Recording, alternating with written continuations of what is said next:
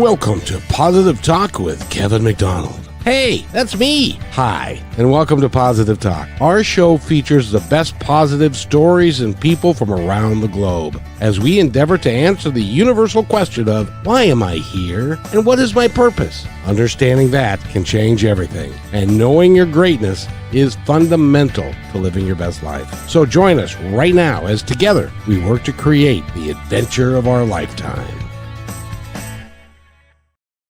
And welcome, everybody, to another episode of, Positive Talk with Kevin McDonald and Rochelle, who is right there. And we got a great guest for you today.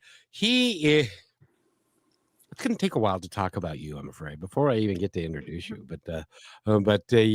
Seth Spears is our guest, and he's an adventure-loving father, an entrepreneur, a business connector, a brand builder, a product designer, a podcaster, a business strategist, an all-around good guy, an angel investor who's passionate about great outdoor world travel, live music, biohacking. I'm not even sure I know what that is. Sports, deep conversations, and constant self-improvement. Seth, it's awfully nice to have you here. And Rochelle, do I need to say more? I think you missed the fact that he has 3 companies. I'm just kidding. Okay. I didn't want to embarrass him in front of the world, but Seth, how are you today, young man? I'm great. Thanks for having me back, guys. How are you? We are awesome. Well, I can't speak for her. That would be inappropriate. So, Rochelle, how are you? I am fantastic. I am feeling very free and lighthearted today, so it's always a nice change. Yeah, considering that yesterday, Seth, just so you know, I had to talk her down from the ceiling several times. Uh-oh, sounds like a story. Yeah, it was one of those days. Everyone has them now and then. We do, and except I don't know if you know this, but I've got a show called Positive Talk, and I'm not allowed to have those days. Yeah. If only that was true. Yeah. Exactly. Seth, there's a reason I live alone, because that solves a lot of drama that I otherwise don't need to deal with. Yeah, but it's great to have you here, and welcome to the show. Thanks, Kevin. Glad to be here. It's fun to have you. Tell us about yourself and where do you come from, other than your mom and dad? I know that happened, but how did you become an entrepreneur and an adventurer that travels the world and does all the stuff that you do? That's a good question. You know, I ponder that all the time myself to figure out why am I the person that I am? Who am I really at my core? And what's the crux of that? I think I've always been really intrinsically curious ever since a young age. I've always asked lots of questions, a bit of a racist reader, and drove my parents nuts, always asking, why is this rule? Like, what's the reason for this? And because I said so is never an acceptable answer. And so I've just always been an explorer at heart and just love to understand why the world works the way it does. What are the rules? Can they be broken?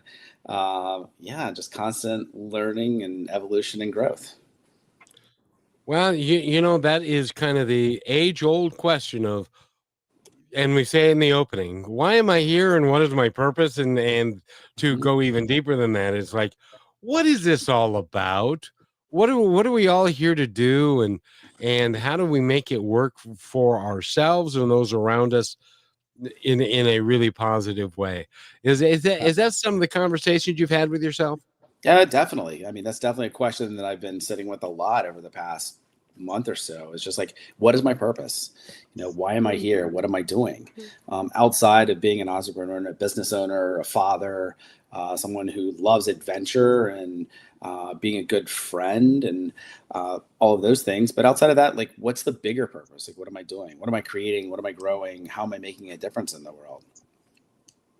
Why is it that you even think that way? A lot of people are saying, I can hardly wait till Friday so I can get my paycheck so that I can eat on Saturday.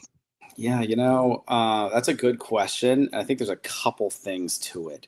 One, I I feel like I've always thought differently than a lot of other people. And I've never just been content with the status quo of just get the job and go to work and work paycheck to paycheck and just wait for the weekend so that you can party and then do it all over again the next week.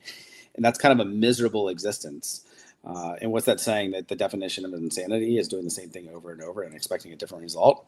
So I think that's just never been me. But then the other thing, something that I've been thinking a lot about lately, is when all of our basic needs are met. So like our Maslowian hierarchy of needs, as far as food, shelter, security, all of that, then we have time and space to really ask these bigger, deeper questions, where years ago we wouldn't have in our former hunter-gatherer phase of life, or just, trying to subsist and get by and just survive the winter. We didn't have the time. We didn't have the space to even ask these questions because we were just trying to just live, raise a family and provide for them and things like that. So the modern age and technology and everything else, it's afforded us many luxuries and things like that. And that's great. But we're also more disconnected than we ever have been before. We're asking all these questions, and there's a loneliness epidemic happening for people, even though the majority of our needs are met. And I think that goes back to lack of purpose. And so asking that question, it's kind of like the chicken or the egg thing. Do I not know what my purpose is because I have more time, or do I have more time because I don't know what my purpose is, Yep. Well, the interesting thing, when I was growing up, that's what the deal was. It's like, all right, you go to school and then you get out of school and then you go get a job. And if you like the job a little bit, then you stay with it. You work 30 years and you retire, and then you play golf for a couple of years until you break your hip and then you die, which was how a lot of people thought and stuff. But Rochelle's part of the younger generation, and they have a whole different idea and attitude. At least it seems to me. Rochelle, is that right? Do your peers have, because they've grown up with all of these things that like Seth and I, when we were young, it was a CD player. Before that, it was a cassette tape player, and now it's digital stuff and all of this stuff. Is it changing? Are people trying to discover who they are and what their passions are at a younger life, do you think? Kevin, there is so many things I could speak about this. Not only does that lead into a question I'll have for Seth when I finish this tangent, I'll make short, but I caught myself this morning and yesterday. I believe in the next generation coming. For a long time, I had this whole persona and perspective and understanding at a different level of people a little younger, same age as me, and a little older. But the generations are curious, and it's not necessarily, I wouldn't call it like the rebellion of we're going to try to test everything, even though I was that. But I think that there's hope in how much everything is opening up, because we are trying to change. We're trying to understand. We're trying to grow. Do we take it to the excessive level and maybe allow things to be that kind of aren't healthy? Yes, but it's not completely shut down, and it's the complete opposite of one another. And Seth, I have to tell you that what you were saying from the beginning had me hooked on something I've been focused on, and you said, who am I? And I was talking with many people, and it was within a 4-day period.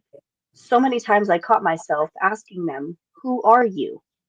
And we always tie ourselves to our job, our business, our knowledge, our clothes, literally anything. Money, of course, is within all people, which is horribly sad because it can be so positively powerful. But it came into this perspective with me where I realized that a lot of the older generation is not as open to our generation, knowing that it's different from the 9 to 5, get the W-2 and you file your taxes and you do this and doing all those kind of things. And when you ask people, who are you, they tend to also tie themselves to those things. And when you separate yourself from that, it makes you, well, let me put it this way. Every single person that I've asked that question to, they said, what do you mean? And I had to explain, like, I was thinking the whole idea that came to this was a meditation that came to me thinking about a brand name. And I thought, this is me. This is who I am. This is Brichelle. This is not Brichelle with Positive Talk Radio. This is not Brichelle when I'm in a bad mood. This is not Brichelle when I'm super sad and having a rough week. This is not Brichelle super struggling or super happy randomly. This is Brichelle overall. And to have to sit with that and think about it was pretty rough. And so you were talking about, aside from everything we do and everything we have, who are we? And that subject is still kind of confronting to me, because then it brings up the question, well, who do you want to be? And you can be anything you want to. So have you experienced that it can be a little conflicting? Yeah, totally. I think when you sit with that question and really think about it, because there's so many aspects of a person, we're multidimensional. Yeah. And I've seen people from like younger generations where when in their bio or their description, they'll say something like, I'm a change maker, or I'm a spiritual unicorn, or, very conscious spiritual language. And when I hear that, I'm really turned off by it, because it's like, oh, so you're just broke and not actually doing anything. You're just coming up with random terms, because you see that, it's almost like posture. It's a little bit of posturing and, like, I don't know, like spiritual bypassing in a way. So, but it's not really getting to the crux of it. Okay, yeah, that's one aspect, but again, there's so much more, because trying to separate out your work or your purpose or what you do to provide for yourself or your family, that's okay, but that is a part of you as well. So it seems like most people, it's all or nothing. They're defined strictly by their work, or they're not defined at all by it. So they don't want to use that whatsoever. And that's the last thing I want to talk about. I tend to like gravitate towards what people do for work a lot of times, and like to learn about it, because I'm intrinsically curious and want to know, because that's something that we spend so much of our life doing. So I would hope that you enjoy it or you're good at it, and I like to learn about that. And I see the world through a very entrepreneurial lens of creation and problem solving. And so I guess I also have an expectation that others do that as well, but that's not always the case. Yeah, but to get back to your question, Brichelle, I don't really have a great answer as far as like, what does that mean, and how do you even define it? Because I think it's going to be different things. Well, I love that you're so open about admitting that too, because lately I've been focused on indifference being a positive thing. We make everything that's indifference negative. Why? Yeah. That's like really literally why. We're supposed to be different. That's how we help each other. That's how we learn. That's how we grow. That's how we perceive. Like, if we were all the same, then what would we learn? Right? Yeah. I mean, that's a great point. And I think it seems like even like politically, we see these divides of like these polar extremes of left or right. Yep. And it's trying to categorize people. And I've never fit into any of those particular categories of conservative or liberal or left, right, or whatever, because I've always thought pretty independently and think for myself. And I can see positives and negatives on both sides. And I don't feel like anybody fully gets it right. And again, I think our perception and how we label ourselves in our world outlook is based on our past experiences and the things that we've gone through, and that shapes it.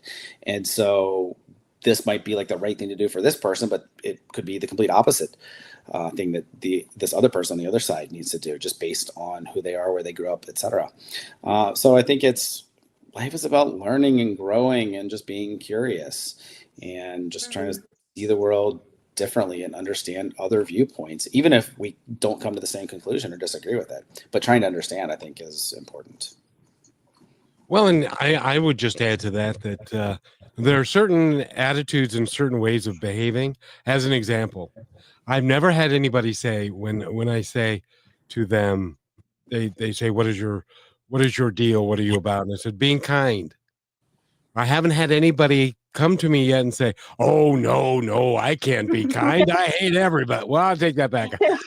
I've had some people say that. I have to now that I think about it. But it's not productive, and it's not a real good. At the end of the day, I would feel really crappy if I was crappy to everybody all day. Does that make sense? Yeah, for sure. But some people, I think, maybe they were raised in a certain manner of being judgmental and just looking at everyone that's different from them in any capacity or has a different outlook, that they're wrong or something's wrong with them. And so they're judging them. And so they think that they need to fix them or change them in some capacity. And so they come across as unkind and mean and just trying to change people nonstop. But you attract a lot more flies with honey than vinegar. Yeah, absolutely. And at the end of the day, it doesn't cost anything to be kind, and to be caring and about other people's feelings and what you're saying to other people. It doesn't, but for some people it really does. And that's the exciting thing about life. And I'll ask both of you. It's an adventure because we're continuing to learn. Seth, I was just struck at the beginning of the show when you said that for the last month I've been concerned about this, and it's like, oh, wait a minute. I just read his bio. It's like, other Me than being too. God, he's done everything else. And it's like, and you're still in the process of learning and trying to figure out who you really are and how you can best apply the gifts that you have. Mm-hmm. Yeah, I mean, I just got back from an event in Detroit last week called the Summit Series, and there was a whole lot of talks on AI and where things are going. And we got to see some of the Tesla robots and some of the newer LLMs and just where AI and robotics and technology is going. And so there's a lot of discussion. Once there's a lot of jobs will probably be displaced and people will have to come up with new things, and humans are inherently creative. So I don't think it's always a bad thing. Anytime there's technology, there will be change. It will be scary for a lot of people, but inevitably there's going to be new things that we'll learn how to do and evolve to. But there was a lot of conversation around, well, once a lot of these menial tasks and things like that are handled by robots or by AI, then what will we be doing? Will that give us time and freedom just to live and have fun and be content? And will there be a universal basic income and all of those things? And I don't necessarily see those as a positive. And here's why. A lot of people will. And so this would be my kind of controversial take on it. I think Aristotle once said that man's life only has meaning when he's pursuing a worthy ideal. So if all of our base necessities are taken care of and we don't actually have to struggle, we're not actually pursuing anything that's like worthy. So it's by so doing, it's in the struggle, it's in the messiness, it's in the humanity of it all that it makes life interesting. We can can either be a daring adventure or nothing at all. And so it is in that struggle and the messiness and the unknown that's where the interest and the humanity of it is. And so if we know what's going to happen, if everything is perfect and safe and secure, that's boring. I don't want to live in that world. Yeah, I agree. And Rochelle tells me that we need to take a break, and so we're going to take this real quick, and then we'll be right back. More with Seth Spears. I got to get my dentures anchored, and we'll be right back. You became a real estate agent for freedom, success, and real momentum. So why are you still stuck waiting for closings to save you? I'm Ophir Adar, founder of Real Momentum, and I help agents like you become seven-figure earners. My first client that I coached, brand new agent, made $250,000 back in 2006. What's the secret? You feed your white wolf. That's the part of you that's bold and unstoppable and a closer and able to build rapport quickly. So click Get Listings at Real Momentum and let's unleash your real estate potential. And welcome back to Positive Talk with Kevin McDonald and Rochelle. And Seth Spears is with us. He is, well, Rochelle, tell us who Seth Spears is. You either need to change my teeth or your name. One of the two. One's gotta go. Anyway, Rochelle, go ahead.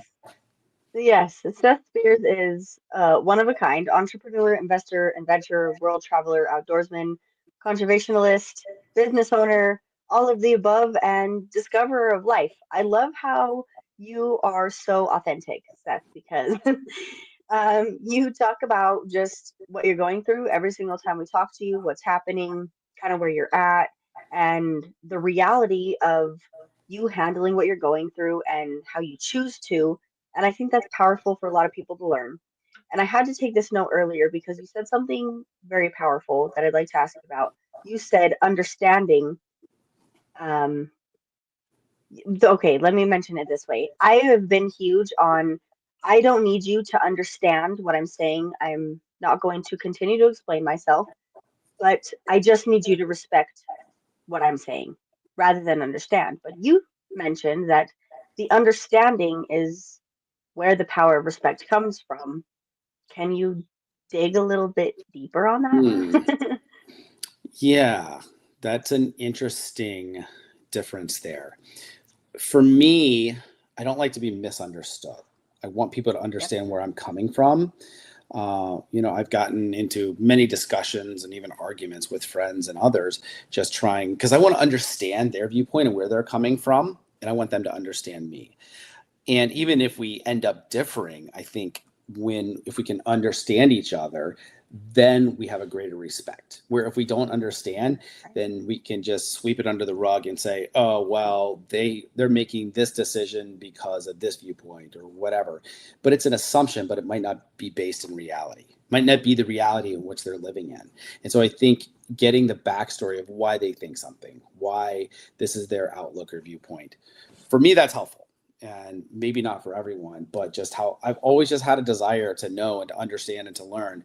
I think it's a constant search for truth. Like, what is truth? Is there absolute truth? And can Yeah. we ever fully know it? Well, and this is what changed that, and why I'm asking is because I've realized that it doesn't really matter how many. This is what got me to that point, Seth. And it's not just initially we have an indifference. We're gonna maybe have a little bit of an argumentation about it, or something's gonna happen where there's a little bit of tensity. But at the end of it, we know we love each other and we agree to understand where each other's coming from. I'm Mm-hmm. talking on a level of you tried to explain yourself so many times, and it comes to a point where I realized with a lot of people that you cannot push them to understand something if they do not want to. Whatever they have already told themselves they believe is true, and it doesn't really matter at a certain point of what you say. And I think that comes into play with like boundaries. And that's why I was curious on Mm-hmm. like at my age it's hard to distinguish where the line is of explaining and loving that person and trying to get them to understand something, but also how far am I willing to take it within myself, when I kind of know how the outcome is going to be and it leaves me in frustration. Yeah, it's a great question. Sounds like you've been in it relationally. Mm-hmm. I've had many of those experiences as well, and some are a lot deeper than others, and we're all wired so differently, and sometimes the other person just can't. They just can't understand where you're coming from because of their But own that's not worldview. negative, right? Yeah, I mean, sometimes if you're trying to get closure in some manner or set a boundary, um, you know, for an example, I have a very tumultuous relationship with my mother. I always have. We just see the world very differently. She's very controlling, thinks that her way is the right way, and there is no other options. And that if you don't listen to her, well, then there's something wrong with you and you're at fault. That's a very hard person to have a relationship with. And so, especially when she doesn't think the rules apply to her and you set up boundaries and she constantly breaks them.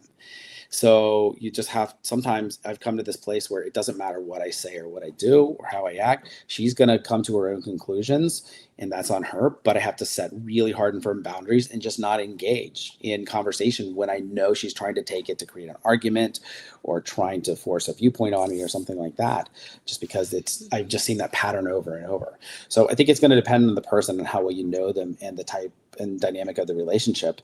And if it's a repeated pattern and you know where that's headed, you have to set those boundaries in place for yourself so that they don't drag you down with them, and set you spiraling out of control, because I've definitely had that happen many times over the years. The interesting thing about that is it seems to me people that you meet and you have a conversation with and you disagree with them, if you don't care much about that individual or having a real close long-term relationship with them, it's kind of like, yeah, well, so what? You can believe whatever you want to believe, and that's just fine. It's the people that we love and want to have a really good, close relationship with that we want them to at least fundamentally agree on, like something, and that we can have a good conversation without it devolving into no, Seth, you're just wrong because I'm mom and I know everything and stuff. So why is it that it's the people that we love and care for the most that can be the most disappointing to us? Yeah, that is the question, right? I mean, there's some schools of thought that say that we've called in those people to help us do our deepest work because there's some part of us that needs to be polished and improved upon. Maybe that's true, maybe it's not, but I think the universe does have a way of constantly repeating the same experiences or similar experiences over and over. History tends to repeat itself in some manner until we've learned those lessons and can advance beyond it, until we're no longer triggered by that type of person or that experience or conversation that happens. And, that takes time, just depending on what it is, who it is, and how they've affected us in some manner. Especially when they keep showing up. It's a different... Oh, I think I hit a nerve. Are you okay over there?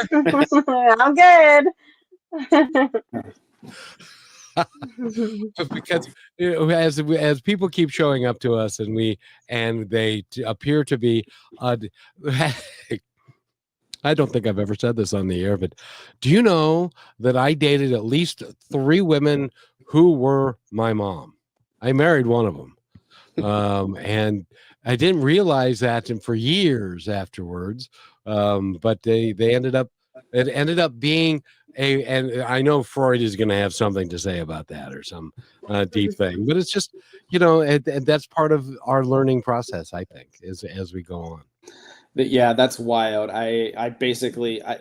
My ex-wife, when we first started dating, I was really attracted to her because she seemed like the exact opposite of my own mother. And then the longer we were together and we were married and had kids together, it seemed like she had become my mother and was so similar, which was a really wild experience. And then post-divorce and dating, I've dated multiple people who have the same first letter initial as my ex-wife.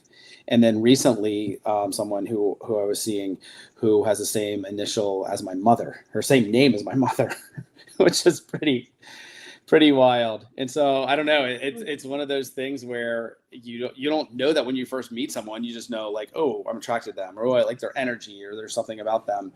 And then you get to know them and like find out what their name is. Like, okay, why does this same letter keep repeating itself for the name? Or yeah, it's weird. Mm-hmm. Do you remember Lost in Space, the television show?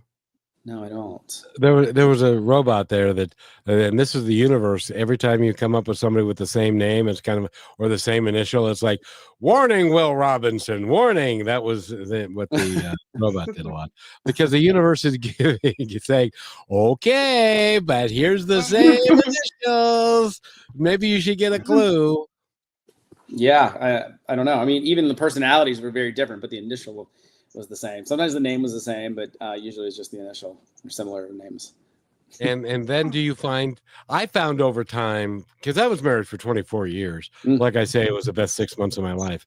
But I found over time that that it changes.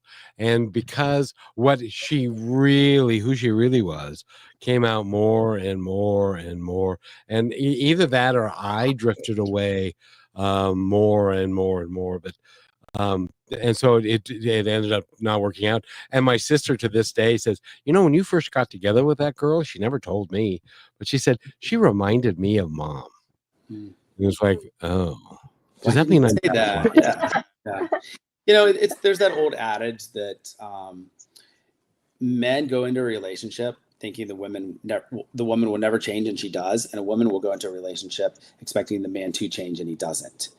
And I think that's somewhat accurate. And I heard a relationship coach mentioned something kind of similar in that the way we're wired and the way we change is very different. Where women, their value system is constant change and evolution. It's internal. It's like they'll hear something and like their internal state will change from it.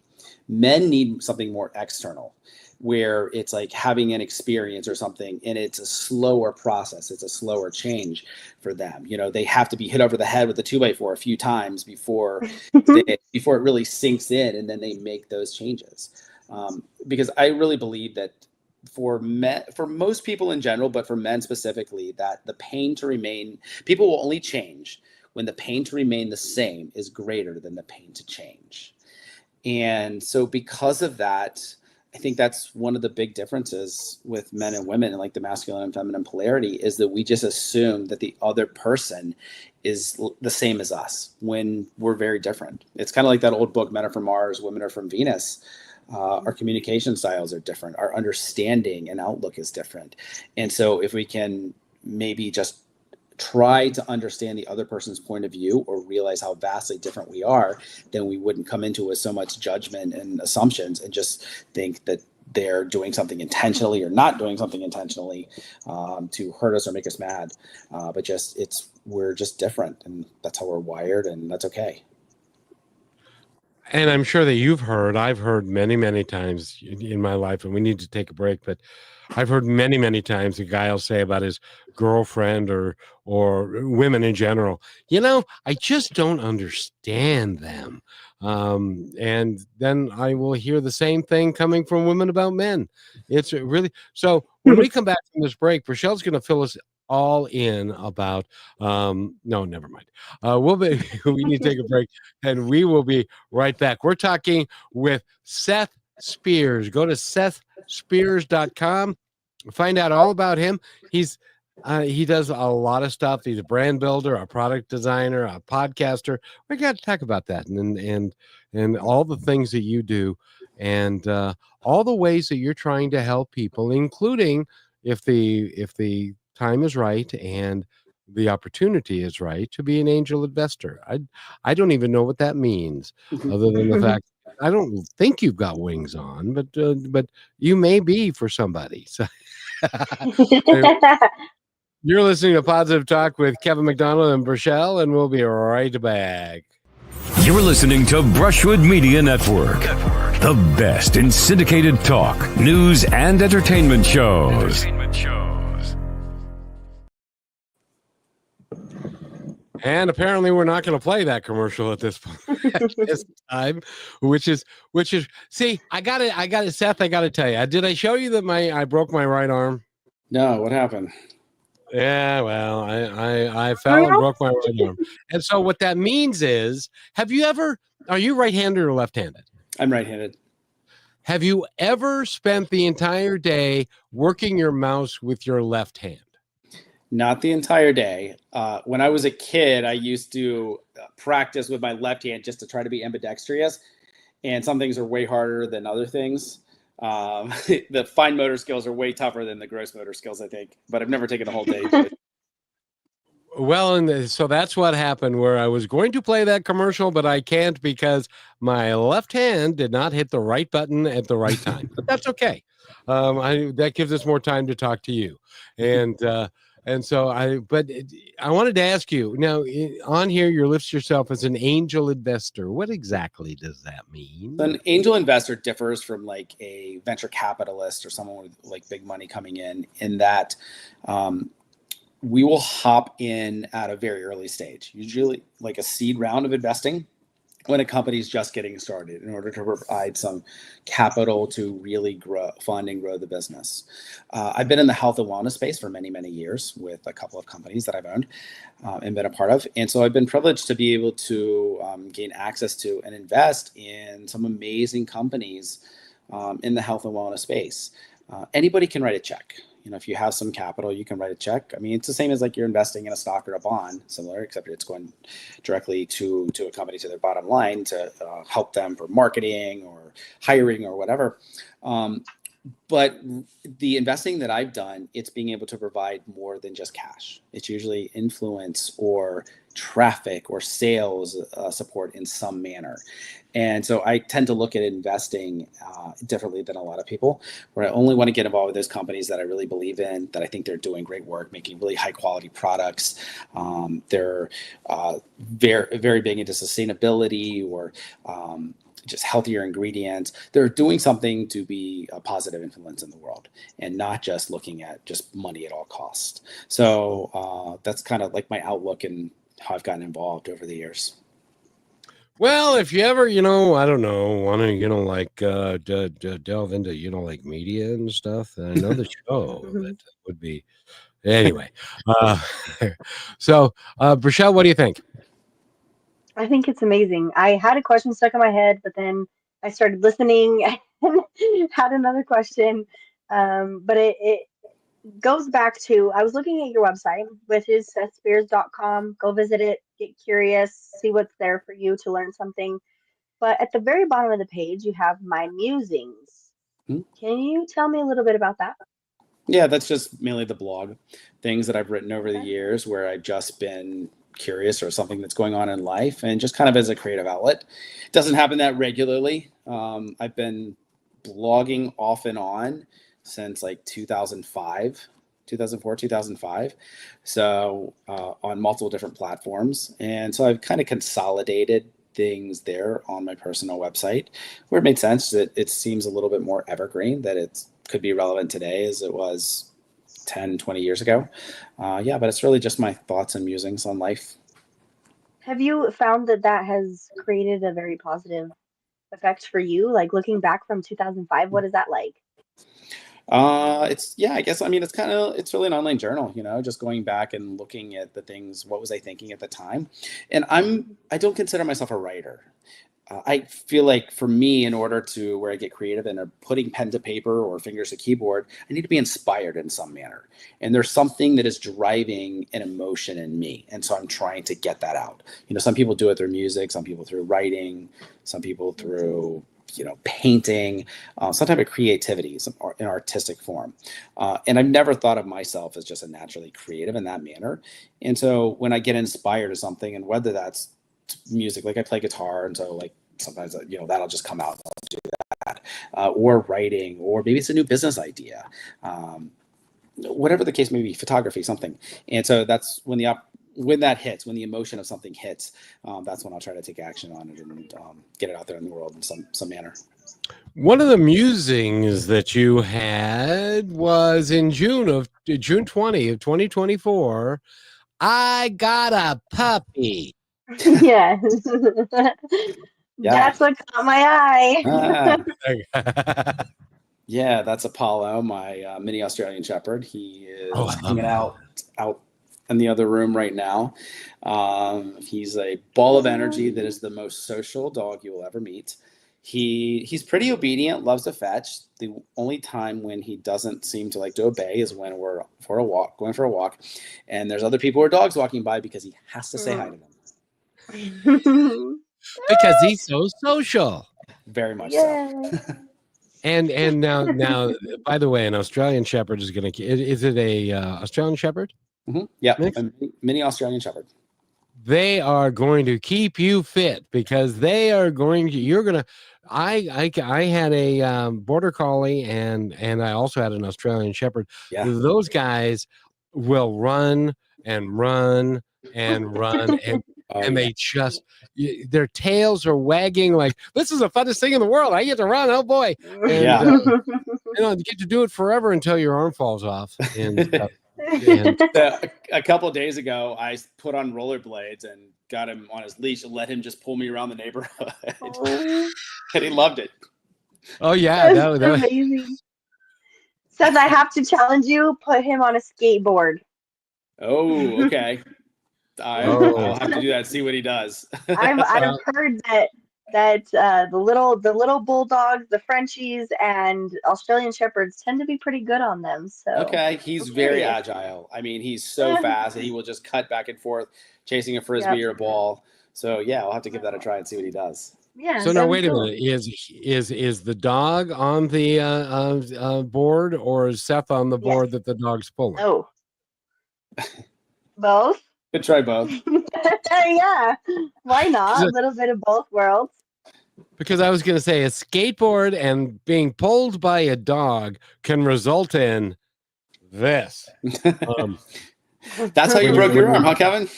That's a story that I'm going to create. The story that is true is not nearly as much fun. See, I was saving this damsel in distress from these three guys. No, never mind. And by the way, we're talking with Seth Spears. Thank you. And go to Seth. Rochelle, help. Oh, you're killing me. It's okay. We love you. Go to SethSpears.com and I can't even mention one thing you can learn from, but he's got it all and he's been through it. So stay with us. We only have another 15 minutes left of the show, and there's still so much to talk about. So, But Kevin, before we take it do out. that, Seth, you also mentioned that you do a podcast.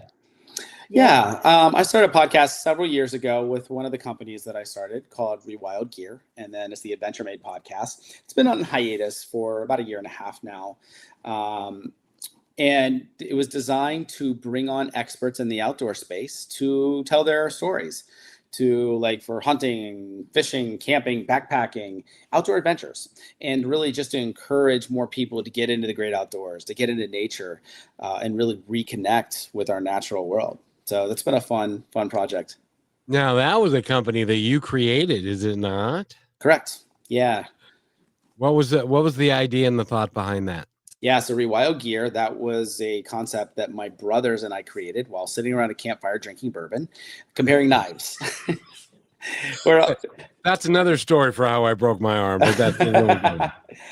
So I'm from Kentucky originally, and so me and my three brothers we've all been big hunters and campers, and just love being in the great outdoors. And so we're all also big gearheads.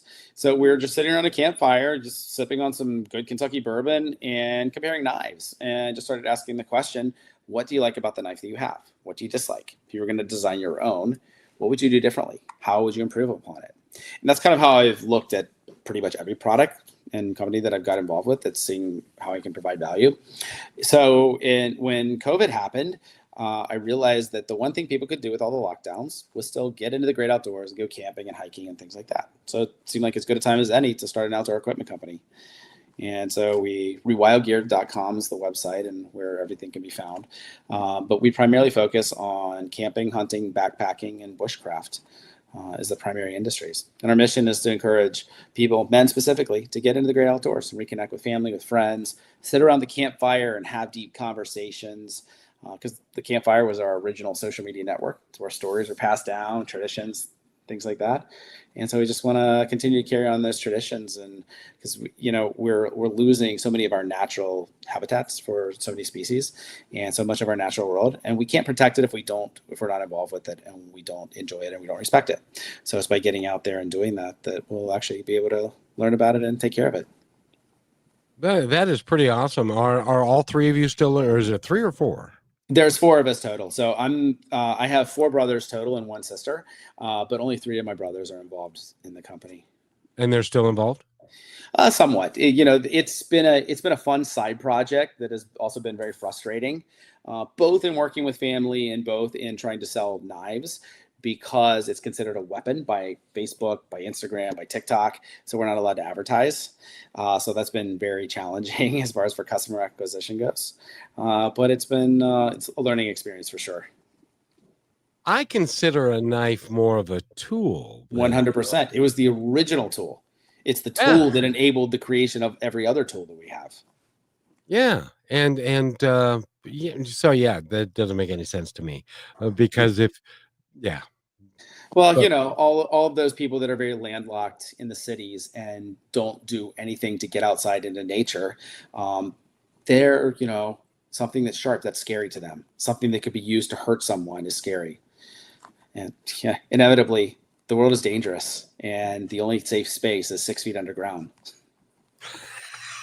after you've already been done and stuff. Well, I want to, since you're a knife expert, I want to ask you, what do you think of, I was talking about the Alamo the other day and Davy Crockett. What do you think of the Bowie knife? Bowie knife, it's a great knife. It's a little bigger than what I personally prefer from a design perspective. When we started out to create our own knives, we wanted to create the ultimate and best knife. But here's the thing, there is no best tool because it all depends on the use case, what you're using it for. So if you want something that you can just carry with you every day, is like an everyday carry knife, probably a small folding knife is going to be best. If you are going through the jungle, a machete, a much longer one is going to be better. If you're hunting, you need something that you're going to be a knife that you're going to be using for skinning game. It's going to be in between, but it's going to have a slight curvature so that you can get the skin off of the meat. So it really depends on the use case. Isn't that the primary use of the Bowie knife because of the game and stuff, because it's got that back edge and that's sharp? It can be, but it's so large, it's not very good for fine tasks, especially when you're trying to get around some of like the smaller edges and things like that. So for me, it's not an ideal knife for that. I think it's a good all-around fun knife to have and like a collector's thing. It's not one that I would use personally for hunting though, just based on my own experience and what I prefer. Well, and by the way, we again are talking with Seth Spears, and go to his website, with his SethSpears.com. There is a project page that he's got a bunch of projects. He's also got investments, and he's also got like a bunch of people that are on there that are working with you. When we come back, I didn't want to talk about that because that's a long page, and there are a bunch of people there, and we'll be right back after this real quick 30-second commercial. Don't anybody go away. When the game is on the line, championship teams know the game plan. They communicate and work together to win. We all need a game plan to protect ourselves online. Talk to family and friends so they know how to stay safe too. Create strong passwords, turn on multi-factor authentication, update software, and recognize and report phishing, because online safety is not something you want to fumble. Get more game-winning tips at CISA.gov/secure our world. Then share them with family and friends. And welcome back to Positive Talk with Kevin McDonald, and Seth Spears is with us. And I wanted to ask you, on your website, I can't remember, is it the media page? Could be investments or media. Where you've got a whole ton of I think that was it on your page. Anyway, you've got a ton of investments, and so if somebody are you actively searching for investments all the time and for people to work with? No, not at all. I've invested in quite a few companies over the years, and primarily in a syndicate in the health and wellness space.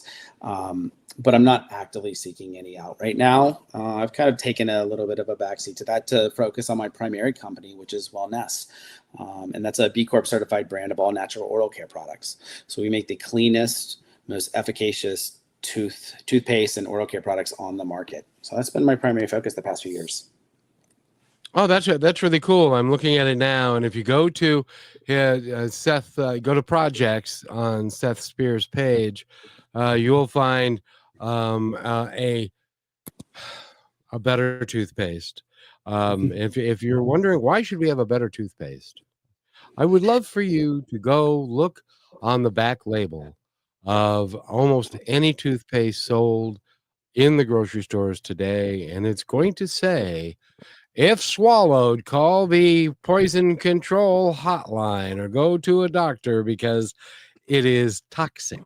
And we are putting that in our mouth on a daily basis and flushing it around and all that kind of good stuff. And it's toxic. At least that's my impression. Is that true?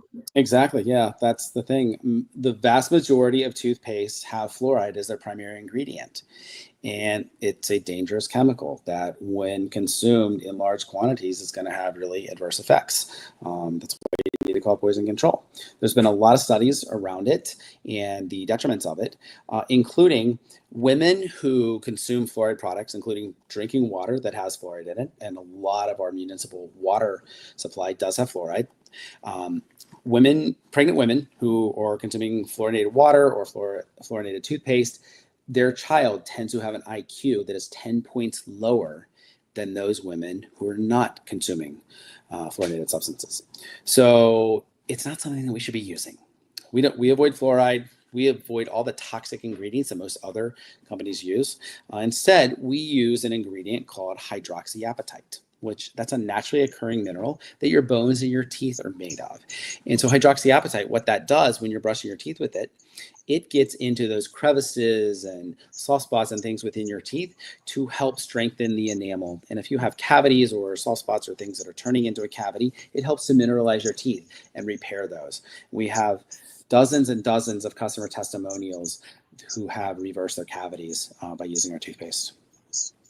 Now, I gotta ask you about fluoride if I can for a moment, because years ago I was doing my show at KLAY in Tacoma, and I had a natural dentist on, and she said, "Okay, this is what happened. There was a time, because fluoride is a byproduct of industry, and they were having trouble figuring out what to do with the excess fluoride because it was a toxic byproduct of industry, and they didn't want to just stick it in the ground because they wanted to come up with a better use. So somebody said, I have an idea. Why don't we put just a little bit in the water, because it does, one of the side effects of this toxic chemical is it does retard cavities in your teeth if used in very small amounts. And so that's what they did, and that's how they solved two count them, two problems with one. Is that true, or was she on drugs? No, it's pretty accurate. And the difference, the issue with it though, is the studies around the benefits of fluoride. They were anecdotal studies that happened in Colorado, down in Colorado Springs in the 1950s. And they're very anecdotal. And so they did use that to go ahead and to use the ingredient in our water supply and in so many other products like toothpaste. And we're seeing a lot of the detriments of that. And so I love what you're doing with it. By the way, welcome back, Rochelle. Thank you. Having connection issues, because what is life without that? Everything is becoming internet, but I'm still listening on my phone. I am thrilled to have you here, Seth. I feel like every single time we talk to you, it's like this whole nother layer of something that we're opening up, and new perspective on life and new learnings and new things. So thank you for coming back and staying up to date with us and continuing to be you authentically, but also helping and learning and growing and changing, and being able to just say, hey, it's not completely comfortable, but it's necessary, right? Yeah, thank you. No, I'm glad to be here, and I love having these conversations where we can look at topics and things from a different perspective and not just go along with the status quo and say, hey, why are we doing this? Why are we here? What's the point? What are the products that we're creating? What is the industry that we're involved with? I think those are important things to cover.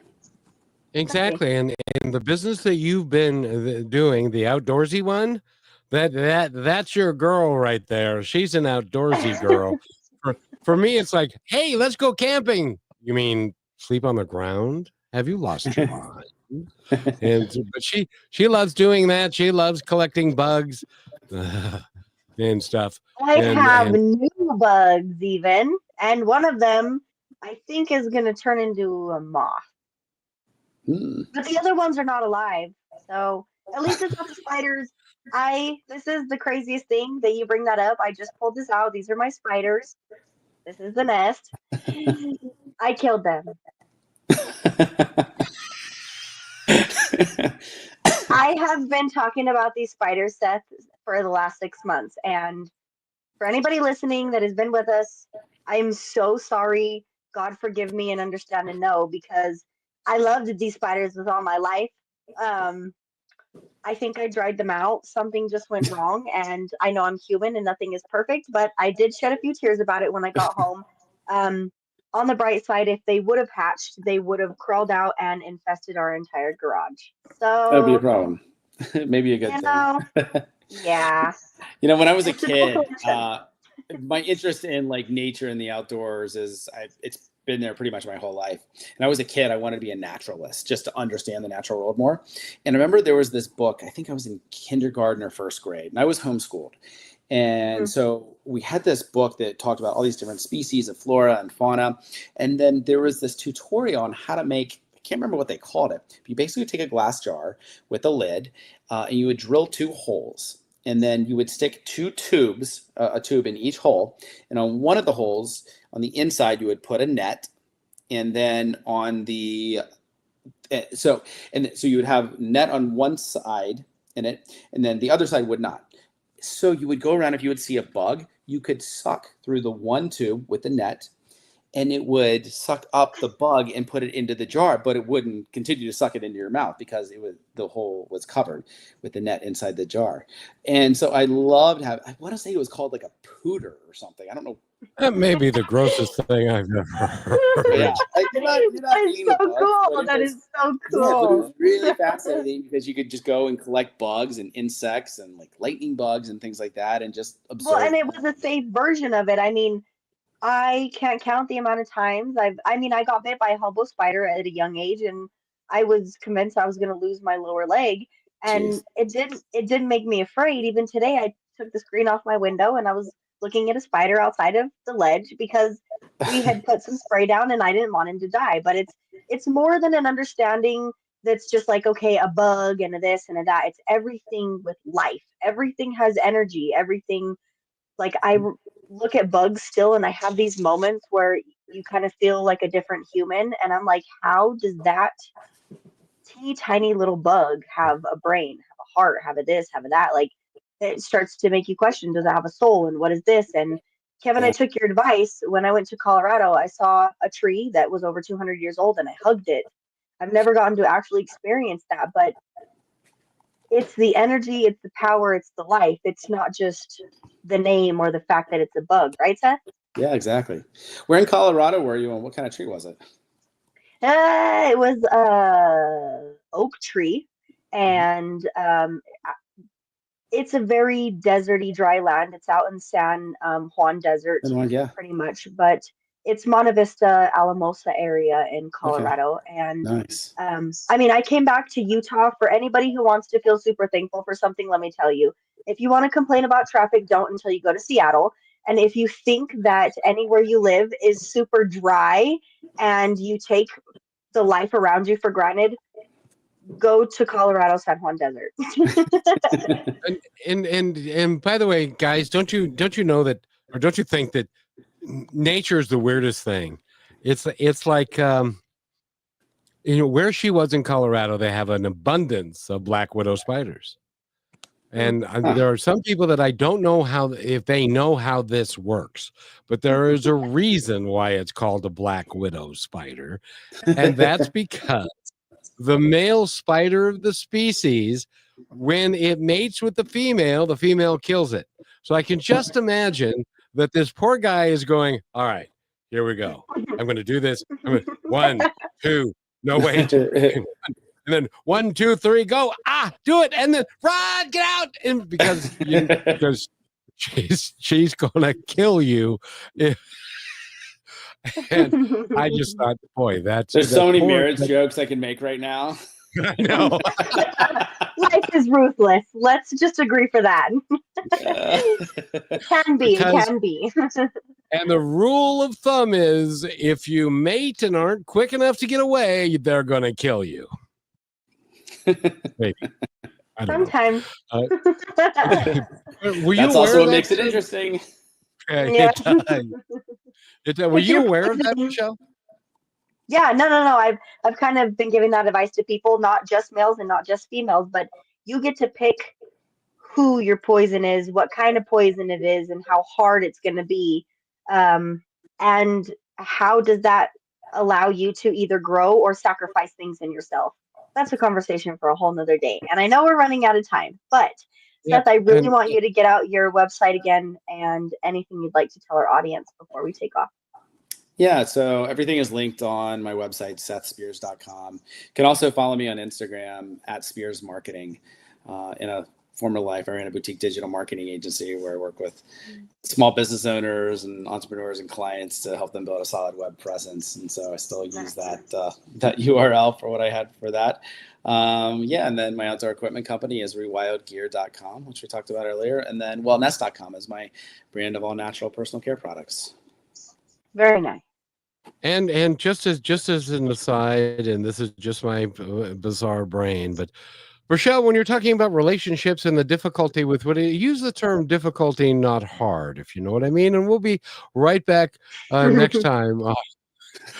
Thank